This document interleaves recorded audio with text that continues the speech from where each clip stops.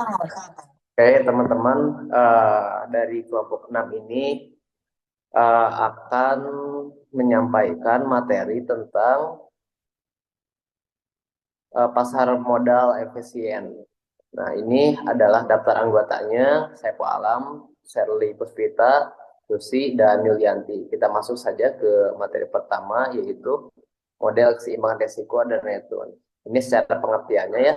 Nah, jadi model keseimbangan risiko dan return ini merupakan pendekatan yang digunakan dalam investasi untuk mengukur hubungan antara potensi keuntungan dan risiko yang terkait dengan suatu investasi. Model ini penting karena semua investasi memiliki tingkat risiko dan biasanya semakin tinggi potensi keuntungan, semakin tinggi pula risiko yang dihadapi. Nah, kemudian ada nih beberapa model yang terkenal yang digunakan untuk menganalisis keseimbangan ini. Yang pertama adalah capital asset pricing model. Artinya, model ini digunakan untuk menentukan tingkat return yang diharapkan dari suatu investasi berdasarkan resikonya. Kedua, modern portfolio theory. Ini tuh yang biasa disingkat MPT ya, yang dikembangkan oleh Harry Markowitz, berfokus pada diversifikasi investasi untuk mengurangi risiko tanpa harus mengorbankan return. Ketiganya adalah uh, arbitrage pricing theory. Konsep ini berasal dari MPT, juga menggambarkan kombinasi aset yang memberikan return tertinggi untuk tingkat risiko tertentu. Oke, yang keempat adalah mean variance optimization. Nah, ini adalah ukuran yang digunakan untuk mengevaluasi kinerja portofolio berdasarkan risiko yang diambil. Kelima atau terakhir, value at risk. Nah, prinsip ini menyatakan bahwa untuk mendapatkan return yang lebih tinggi, investor harus bersedia mengambil risiko yang lebih tinggi pula. Nah, itu aja yang bisa saya sampaikan. Selanjutnya, materi akan disampaikan sama Yulia. Materinya tentang efisiensi pasar. Padanya saya persilahkan.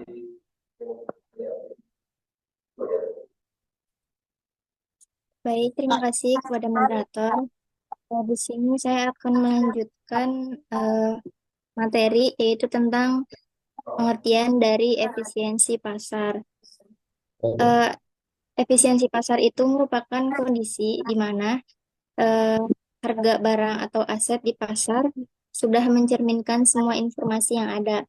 Nah, ini tuh berarti bahwa ketika eh, melihat harga suatu saham atau komoditas, harga tersebut itu sudah menggambarkan semua hal yang diketahui oleh semua orang gitu. Jadi, eh, seperti berita terbaru gitu, terus laporan keuangan sama rumor yang beredar gitu. Contohnya kayak jika ada berita baik tentang suatu perusahaan yang akan meluncurkan produk baru, harga saham perusahaan itu kemungkinan akan naik dengan cepat. Hal ini terjadi karena semua orang sudah mendapatkan informasi tersebut dan mengubah keputusan mereka berdasarkan informasi yang ada. Jadi tidak ada yang bisa membeli saham dengan harga yang murah gitu dan kemudian menjualnya dengan harga tinggi setelah berita tadi itu keluar karena semua orang itu sudah tahu gitu beritanya. Nah intinya eh, di pasar yang efisien ini tidak ada celah bagi orang untuk mendapatkan keuntungan yang lebih gitu dari orang lain secara konsisten karena semua orang memiliki akses yang sama terhadap informasi yang relevan gitu. Selanjutnya. Oke, terima kasih. Selanjutnya ada efisiensi pasar modal ya. Efisiensi pasar modal dapat dibagi menjadi tiga bentuk utama ya menurut Eugene Fama. Yang pertama itu ada Yang pertama itu ada efisiensi pasar lemah atau biasa disebut weak form efisiensi. Nah, ini tuh harga saham yang mencerminkan semua informasi historis yang tersedia, seperti data harga lampau dan volume perdagangan.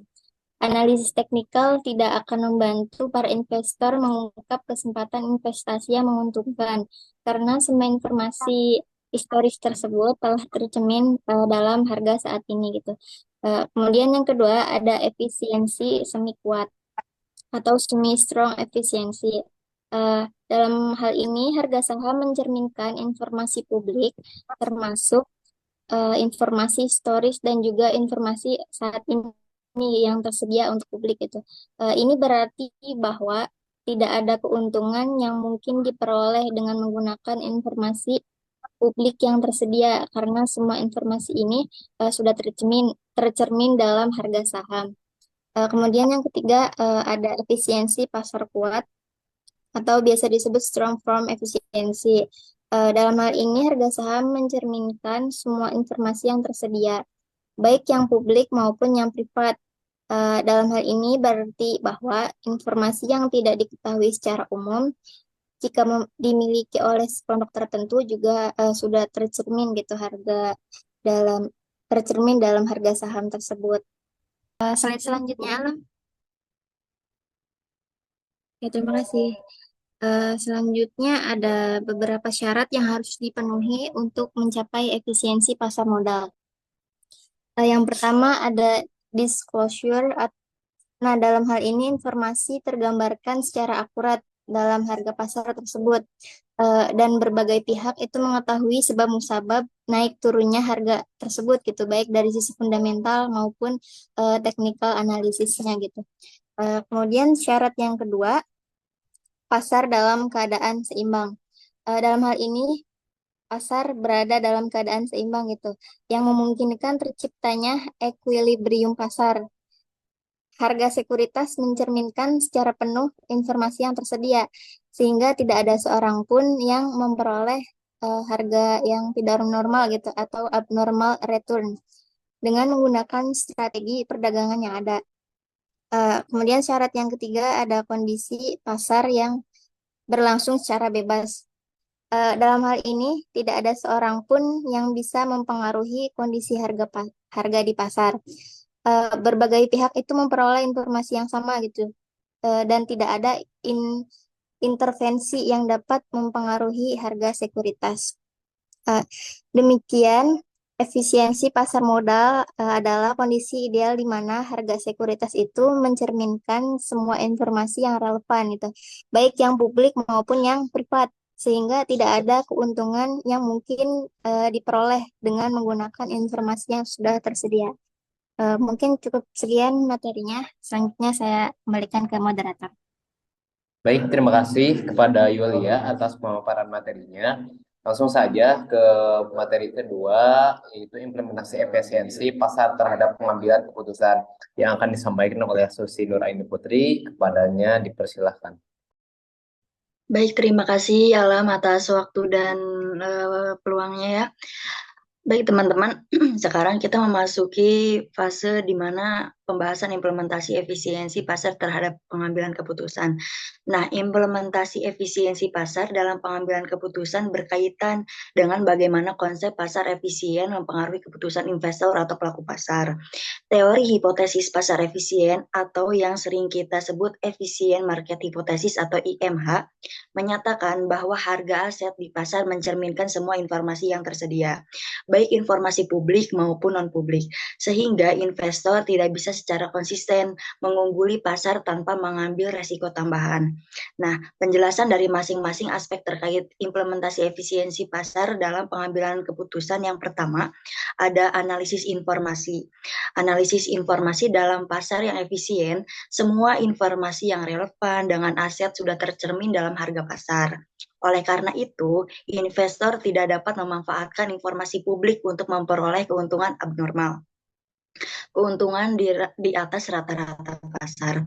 Nah, karena informasi tersebut sudah tercermin dalam harga aset, ini berarti yang pertama, keputusan pengambilan investasi berdasarkan informasi publik tidak akan memberikan keunggulan signifikan.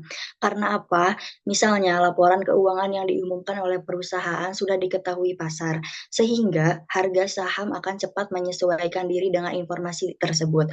Yang kedua, informasi pribadi atau eksklusif. Nah, cabangan informasi pribadi atau eksklusif dari analisis informasi non-publik adalah satu-satunya jenis informasi yang mungkin bisa memberikan keuntungan, tetapi menggunakan informasi ini seringkali melanggar hukum atau yang disebut dengan insider trading. Terus yang kedua ada diversifikasi portofolio. Nah, dalam pasar efisien, karena tidak ada yang bisa secara konsisten mengalahkan pasar melalui pemilihan saham individu, diversifikasi portofolio menjadi strategi yang lebih penting. Diversifikasi bertujuan untuk mengurangi resiko tanpa mengorbankan potensi keuntungan. Karena apa? Karena yang pertama ada resiko spesifik atau yang disebut dengan unsystematic risk seperti resiko yang terkait dengan perusahaan tertentu dapat dihilangkan melalui diversifikasi. Terus yang kedua, karena investor di pasar yang efisien lebih fokus pada mengelola resiko sistematis yang tidak bisa dihindari dan selalu ada dalam pasar, seperti resiko ekonomi global atau resiko politik. Sehingga keputusan investasi lebih diarahkan untuk menciptakan portofolio yang terdiversifikasi dengan baik daripada berusaha mengalahkan pasar dengan memilih saham individual. Terus yang ketiga ada manajemen pasif. Apa itu manajemen pasif? Manajemen pasif adalah pendekatan investasi di mana investor mencoba untuk mencerminkan kinerja pasar secara keseluruhan daripada memilih saham atau melakukan perdagangan aktif. Dalam pasar yang efisien, manajemen pasif menjadi pilihan yang logis juga karena yang pertama, upaya memilih saham individu atau timing pasar atau waktu pasar dianggap sia-sia dan hanya menambah biaya transaksi tanpa memberikan keuntungan signifikan. Terus yang kedua, investasi dalam indeks pasar atau reksadana. Indeks adalah contoh dari strategi manajemen pasif, di mana investor mengikuti pergerakan pasar tanpa harus secara aktif memilih saham tertentu.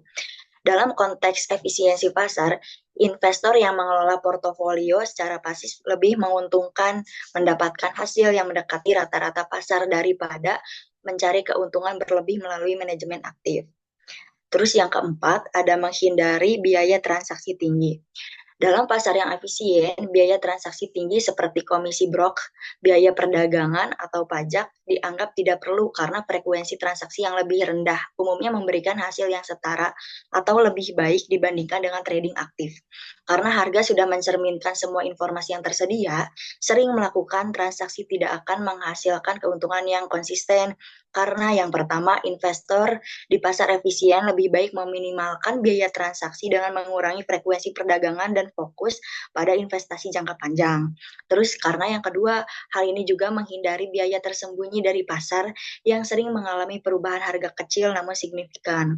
Dan yang terakhir, mengandalkan informasi pribadi. Maksudnya, dalam hipotesis pasar efisien, informasi pribadi atau informasi yang tidak tersedia untuk umum bisa menjadi satu-satunya alasan sumber keunggulan kompetitif. Tetapi, akses dan penggunaan informasi ini seringkali melanggar hukum karena termasuk dalam kategori insider trading. Karena alasan yang paling logis yang pertama, ada investor yang mencoba mengandalkan informasi pribadi harus berhati-hati karena ini bisa berujung pada hukum. Terus yang kedua, dalam pasar efisien, mayoritas investor lebih bergantung pada informasi yang tersedia secara publik dan legal. Karena peluang mendapatkan keuntungan abnormal dengan menggunakan informasi pribadi sangat kecil dan penuh resiko akan hukum. Nah, jadi kesimpulan dari implementasi efisiensi pasar mempengaruhi pengambilan keputusan dengan mendorong investor untuk berfokus pada strategi yang mengurangi resiko, menghindari trading yang berlebihan, dan mengelola portofolio secara pasif dengan asumsi bahwa pasar akan mencerminkan semua informasi yang tersedia.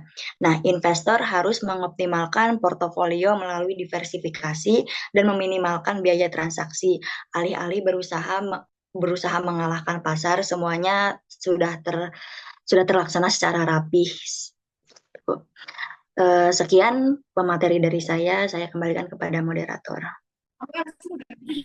Terima kasih kepada Saudari Susi Nur Aini Putri atas penyampaiannya. Langsung saja ke materi terakhir akan disampaikan oleh Sherly Puspita. Padanya saya persilakan. Baik, sebelumnya terima kasih kepada moderator. Izin apakah suaranya terdengar dengan jelas? Terdengar. Baik, di sini saya akan melanjutkan materi tentang alasan pasar efisien dan tidak efisien. Nah, yang pertama ada alasan pasar itu efisien. Yang pertama, adanya persaingan antar investor. Jadi, bayangkan sebuah pasar tradisional di mana banyak pedagang menjual barang yang sama. Nah, jika satu pedagang menjual terlalu mahal, pembeli akan pergi ke pedagang lain. Hal yang sama pun terjadi di pasar modal. Banyak investor yang selalu mencari peluang untuk mendapatkan keuntungan. Nah, jika ada saham yang harganya tidak sesuai atau terlalu murah atau terlalu mahal, mereka tuh akan segera membeli atau menjualnya sampai harganya kembali normal. Nah, ini tuh membuat harga saham selalu mencerminkan nilai sebenarnya. Nah, yang kedua, ada teknologi informasi yang canggih. Dulu untuk mendapatkan informasi tentang perusahaan, orang tuh harus membaca koran atau menunggu berita di TV. Nah, sekarang dengan internet dan smartphone, informasi tersebar dalam hitungan detik. Ini tuh bisa membuat semua orang bisa mendapatkan informasi hampir bersamaan, sehingga harga saham bisa cepat menyesuaikan dengan informasi terbaru. Yang ketiga, ada kemudahan bertransaksi. Nah, saat ini membeli ataupun menjual saham bisa dilakukan dengan mudah melalui aplikasi di smartphone. Nah, itu membuat pasar lebih cair atau lebih liquid. Jadi, jika ada informasi baru, banyak orang bisa langsung bertransaksi dengan harga cepat menyesuaikan. Dan yang terakhir, ada aturan yang ketat atau regulasi yang kuat. Nah, pemerintah dan otoritas pasar modal membuat aturan agar perusahaan harus terbuka tentang kondisi mereka. Misalnya mereka tuh harus melaporkan keuangan secara berkala. Nah, ini tuh membuat informasi lebih transparan dan semua orang punya akses yang sama. Next slide. Jadi ada alasan pasar tidak efisien. Yang pertama itu perilaku emosional investor. Nah, sebentar. Jadi investor Indonesia, terutama investor retail, itu tuh sering membuat keputusan berdasarkan emosi atau tren gitu. Jadi meskipun kita ingin selalu berpikir rasional, kenyataannya emosi ini tuh sering mempengaruhi keputusan kita. Misalnya ketakutan saat harga turun bisa membuat orang jual saham terlalu cepat, atau saat harga naik bisa membuat orang membeli tanpa berpikir panjang. Nah, perilaku ini tuh bisa membuat harga saham tidak mencerminkan nilai yang sebenarnya. Yang kedua, informasi yang tidak merata. Idealnya semua orang punya informasi yang sama, tapi kenyataannya ada orang dalam perusahaan yang mungkin punya informasi lebih dulu atau lebih lengkap. Nah, ini tuh bisa membuat pasar tidak adil dan tidak efisien. Yang ketiga, biaya transaksi lebih besar dari keuntungan. Setiap kali kita beli atau jual saham, kan ada biayanya. Nah, kadang meskipun kita tahu harga saham tidak sesuai, biaya untuk melakukan transaksi bisa lebih besar dari keuntungan yang bisa didapat. Nah, ini tuh bisa membuat harga tetap salah untuk beberapa waktu. Nah, poin yang keempat, ada batasan investor. Beberapa investor, terutama institusi besar seperti dana pensiun, punya aturan ketat tentang apa yang boleh mereka beli. Nah, misalnya mereka mungkin hanya boleh beli saham perusahaan besar. Nah, ini bisa membuat beberapa saham kurang diperhatikan dan harganya jadi tidak efisien. Dan yang terakhir, ada pedagang berisik atau noise traders. Nah, ada investor yang membuat keputusan bukan berdasarkan analisis mendalam, tapi karena tren, gosip, atau bahkan karena ikut-ikutan. Nah, perilaku mereka bisa membuat harga saham tuh bergerak jauh dari nilai sebenarnya untuk sementara waktu. Jadi kesimpulannya, pasar modal tuh berada di antara efisien dan tidak efisien. Ada faktor-faktor yang mendorong efisien, tapi ada juga hal-hal yang membuatnya tidak selalu efisien. Mungkin itu saja yang dapat saya sampaikan. Kurang lebihnya mohon maaf, saya kembalikan kepada moderator. Baik, terima kasih Sherly atas penyampaian materinya. Teman-teman, begitu aja dari kelompok 6 yang bisa kami sampaikan. Kali ini kita masuk ke sesi pertanyaan. Barangkali dari kawan-kawan ada yang mau ditanyakan, dipersilakan. Ya, Triana, silakan.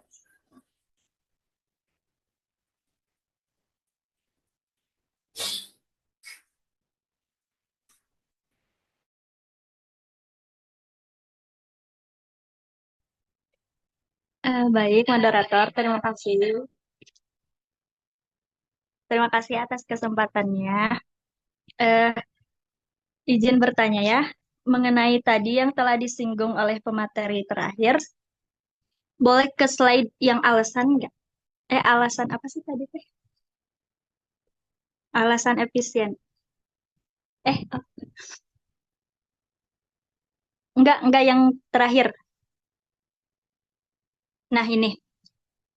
Di sini kan ada alasan pasar efisien dan tidak efisien. Nah, di sini ada poin kedua, teknologi informasi yang canggih.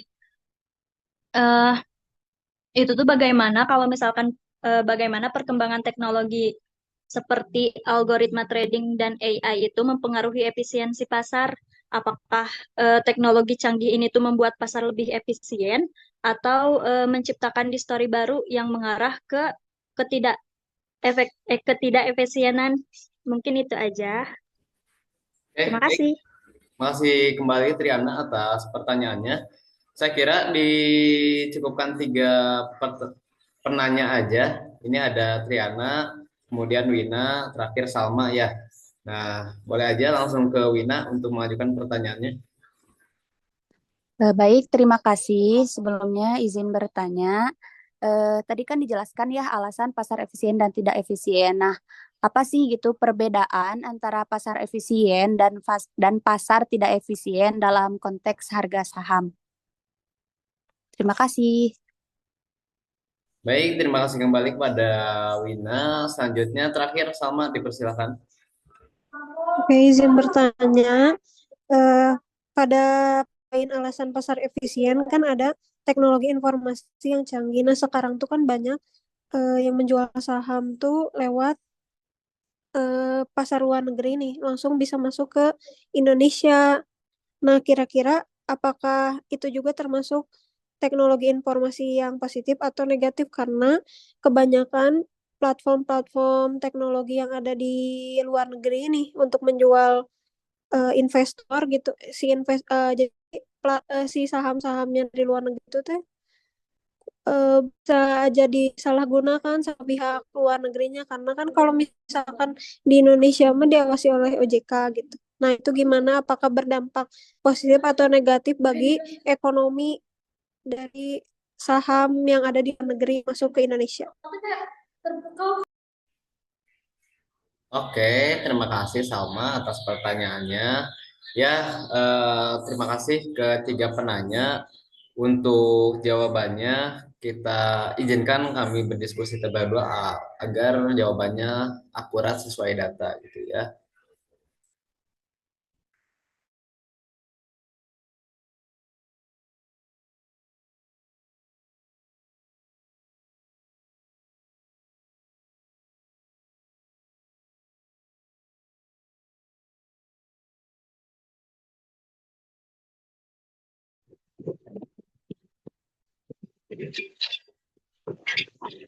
Alam, aku pengen langsung jawab pertanyaan dari Wina aja.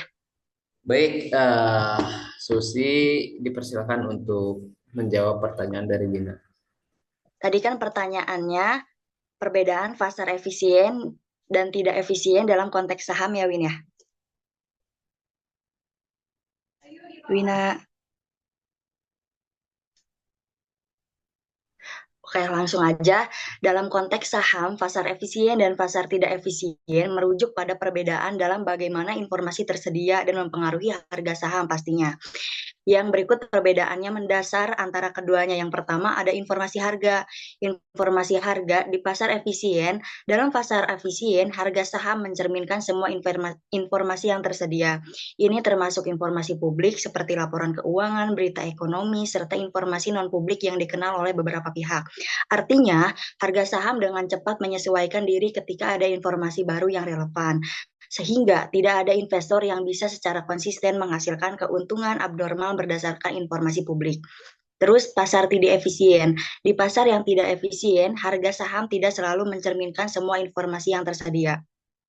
Informasi mungkin tidak secara merata dan beberapa pelaku pasar mungkin memiliki akses informasi penting yang belum diketahui oleh publik luas.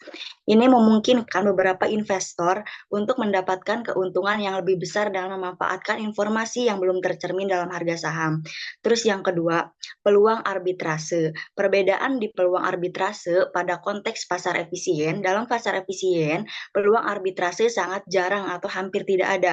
Nah, apa sih arbitrase? Arbitrase adalah praktik memanfaatkan perbedaan harga aset di berbagai pasar untuk mendapatkan keuntungan tanpa risiko. Karena harga sudah mencerminkan informasi yang tersedia, peluang ini sangat terbatas. Investor yang mencoba memanfaatkan perbedaan harga saham dengan strategi jangka pendek biasanya tidak akan berhasil secara konsisten di pasar yang efisien. Dalam konteks pasar tidak efisien, di pasar yang tidak efisien, peluang arbitrase lebih banyak karena harga saham mungkin tidak segera menyesuaikan dengan informasi yang tersedia. Tidak segera tidak segera menyesuaikan dengan informasi yang tersedia, lalu investor yang cepat mengambil tindakan berdasarkan informasi baru atau lebih baik dapat memanfaatkan ketidaksempurnaan harga untuk mendapatkan keuntungan. Misalnya harga saham bisa undervalue. Undervalue itu apa? Berharga lebih rendah dari nilai yang sebenarnya, sehingga memberi kesempatan bagi investor untuk membeli dan meraih keuntungan saat harga naik. Terus yang ketiga, ada pengaruh investor. Dalam konteks pasar efisien, di pasar efisien, investor individu sulit mempengaruhi harga saham secara signifikan karena pasar telah menyerap semua informasi yang ada. Pasar bereaksi terhadap informasi yang muncul bukan pada aksi individu tertentu. Terus investor besar atau institusi mungkin memiliki pengaruh lebih, tetapi dalam jangka panjang, pasar akan menyesuaikan diri dengan informasi yang tersedia. Lalu dalam konteks pasar tidak efisien, dalam pasar tidak efisien, investor besar atau individu dengan informasi yang lebih baik dapat mempengaruhi harga saham melalui aksi jual beli mereka. Misalnya, volume yang bertransaksi besar dari investor institusi bisa menyebabkan perubahan harga yang signifikan, terutama jika informasi yang digunakan belum sepenuhnya diketahui pasar.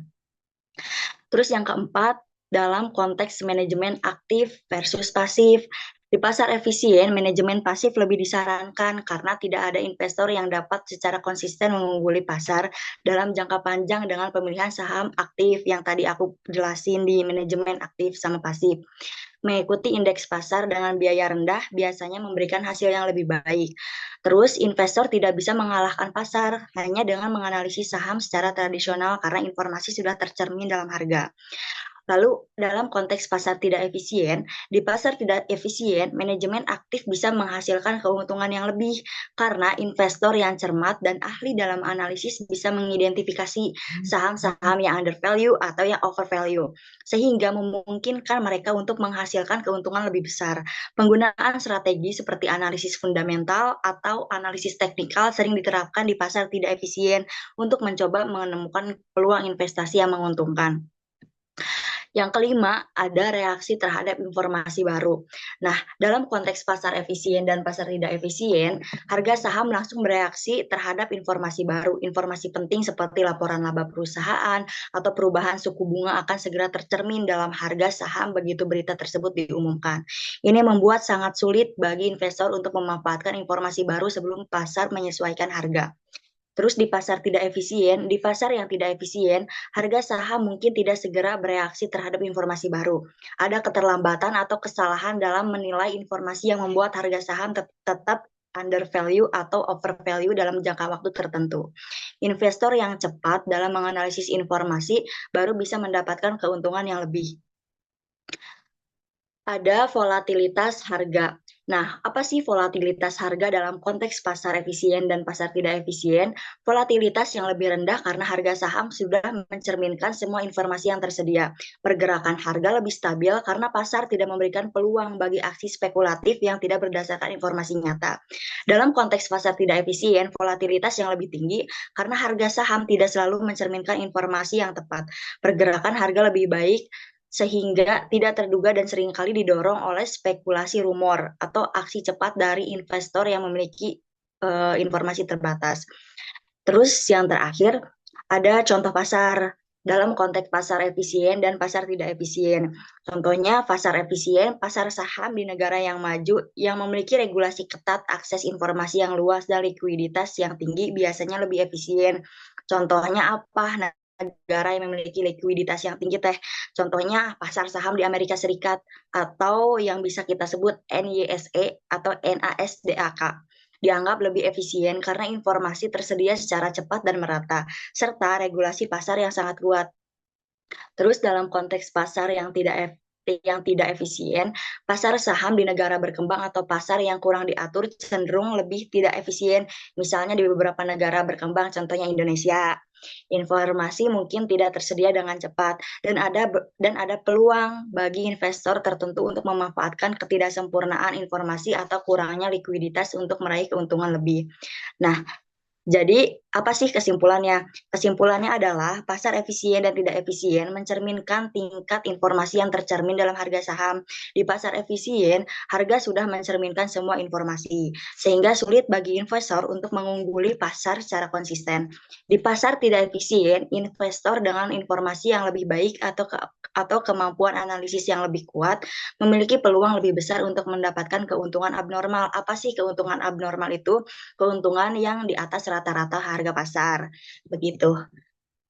Baik, terima kasih. Saya kembalikan kepada moderator. Baik, terima kasih Susi atas jawabannya. Gimana penanya, apakah puas dengan jawaban tersebut? Alhamdulillah puas ya. Selanjutnya pertanyaan dari Salma akan dijawab oleh Saudari Yulia. Padanya dipersilahkan. Baik, terima kasih moderator. Di sini aku mau menjawab pertanyaan dari Salma. Eh, Perdagangan saham luar negeri yang masuk ke Indonesia melalui teknologi informasi yang canggih ya, dapat memberikan dampak positif maupun negatif terhadap pertumbuhan suatu ekonomi. Di satu sisi, perdagangan ini bisa mendorong pertumbuhan ekonomi dengan menarik investasi asing, meningkatkan likuiditas pasar, dan memperluas akses investor ke berbagai aset global. Namun di sisi lain, jika tidak diawasi secara ketat oleh OJK, bisa menimbulkan resiko besar seperti manipulasi pasar, pencucian uang, ataupun investasi yang tidak aman bagi investor lokal. Nah, kurangnya pengawasan bisa berakibat pada instabilitas ekonomi dan kepercayaan masyarakat terhadap pasar modal. Oleh karena itu, peran pengawasan yang kuat itu sangat penting untuk memastikan perdagangan saham luar negeri membawa manfaat, bukan kerugian. Mungkin itu saja yang dapat saya jawab.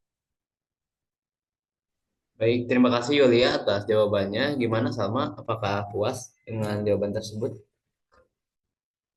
Kalau belum puas, nanti mungkin ada penambahan. Siap, Pak Alam puas. Siap, terima kasih. Oke, selanjutnya penanya tadi akan dijawab oleh Sherly. Padanya saya persilakan. Baik, izin menjawab pertanyaannya Triana ya. Aku ulangi pertanyaannya, bagaimana perkembangan teknologi seperti algoritma trading dan AI mempengaruhi efisiensi pasar? Apakah teknologi canggih membuat pasar lebih efisien atau menciptakan distorsi baru yang mengarah ke ketidakefisienan?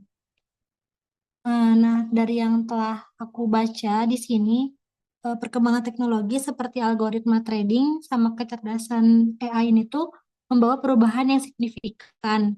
Nah, jadi perubahan signifikan itu yaitu dalam peningkatan kecepatan dan efisiensi. Nah, jadi algoritma trading itu bisa melakukan ribuan transaksi dalam hitungan detik. Terus analisis data yang lebih baik, terus kemudian pengurangan biaya transaksi. Nah, tapi ada juga beberapa tantangannya kayak volatilitas berlebih. Jadi teknologi itu dapat mempercepat pergerakan harga, menciptakan lonjakan atau penurunan yang tajam dalam waktu yang singkat. Nah, ini tuh bisa menyebabkan kekhawatiran di kalangan investor dan menciptakan ketidakstabilan pasar. Nah, terus ada perilaku herding. Nah, perilaku herding ini tuh maksudnya ketika banyak algoritma mengikuti pola yang sama, ini bisa menyebabkan banyak trader melakukan aksi yang serupa secara bersamaan. Nah, jika semua orang menjual atau membeli pada waktu yang sama, pasar tuh bisa menjadi sangat tidak stabil. Terus yang terakhir ada ketidakadilan. Jadi investor yang memiliki akses ke teknologi canggih ini tuh mungkin memiliki keuntungan dibandingkan yang tidak memiliki akses. Jadi itu tuh menciptakan ketidakadilan dalam akses informasi dan peluang. Nah, secara keseluruhan tuh teknologi teknologi canggih memang meningkatkan efisiensi pasar. Nah, tapi juga membawa risiko baru yang dapat menyebabkan ketidakefisienan. Jadi kita tuh harus menyeimbangkan gitu antara inovasi teknologi dan pengaturan yang tepat untuk menjaga stabilitas pasar. Mungkin itu aja yang bisa saya jawab dari pertanyaan Triana. Terima kasih. Baik, terima kasih Sally atas jawabannya. Silakan teman-teman dari tiga pertanyaan tersebut masing-masing satu ya, satu untuk menambahkan. Yang pertama Tazkia dulu. Tazkia mau ngejawab pertanyaan siapa? Tadi yang Wina, Boleh, silakan langsung aja. ini sama selfie juga boleh nggak? Gimana? Pengen yang Triana, Cenah. Oh, boleh, silakan. Yang Triana berarti.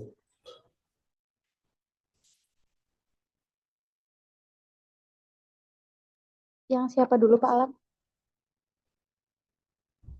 Tazkia boleh, siapapun, pertanyaan siapapun boleh dijawab atau ditambahkan. Oke, tadi menambahkan pertanyaan dari Wina yang dijawab oleh Susi, yang perbedaan antara pasar efisien dan pasar tidak efisien. Tadi udah dijelasin benar-benar lengkap sama Susi dan aku di sini mau ngasih kasusnya. Jadi kasus dari pasar efisien ini aku ngambil contohnya dari saham Apple dengan kode AAPL atau AAPL setelah pengumuman hasil kuartalan yang lebih baik dari perkiraan harga saham Apple langsung merespon dan naik dalam hitungan menit. Investor itu menganalisis cepat mengambil posisi berdasarkan informasi baru gitu, mencerminkan efisiensi pasarnya tuh tinggi. Tadi sempat dijelasin juga sama Susi perbedaan dari pasar efisien sama pasar tidak efisien dari negaranya yang maju dan negara yang berkembang. Nah, kalau di pasar tidak efisien sendiri, contohnya itu di saham perusahaan berkembang, misalkan sebuah perusahaan di pasar saham Indonesia gitu ya, mengumumkan kerugian besar, tapi harga sahamnya itu tetap stabil selama beberapa minggu. Nah, investor itu mungkin nggak segera tahu informasi itu ya, karena kurangnya transparansi gitu atau akses informasi yang terbatas. Jadi itu tuh menciptakan kesempatan bagi investor yang cerdas untuk membeli saham dengan harga rendah sebelum pasar bereaksi. Mungkin itu tambahan aku buat pertanyaan dari Wina. Mungkin dilanjut ke selfie, Pak Alam. Oh, Selfie mau menambahkan juga. Yang pertanyaan siapa kamu? Pertanyaan Triana. Triana. Ya, nah, Yang silakan. Berarti itu siapa? Sani, Sylvia, Sinta, Rona. Yang mana nih yang mau menambahkan? Askia sama selfie Enggak. Anggra Sani ini. sama Tina. Apa? Siapa? Sani sama Tina. Sani sama Tina. Sani aja ya, Sani aja. Sani berarti menambahkan pertanyaan dari siapa tadi? Triana udah. Sekarang, Sama yang mungkin belum dijawab. oke. Ya, lanjut aja sama Selfie. Selfie dulu. Baik, sebelumnya terima kasih moderator. Izin menjawab pertanyaan dari Triana. Tadi itu ditanyakan bagaimana perkembangan teknologi seperti algoritma trading dan AI mempengaruhi efisiensi pasar. Apakah teknologi canggih bisa buat pasar lebih efisien atau menciptakan distorsi baru yang mengarah ke ketidakefisienan? Dan berikan contoh kasusnya.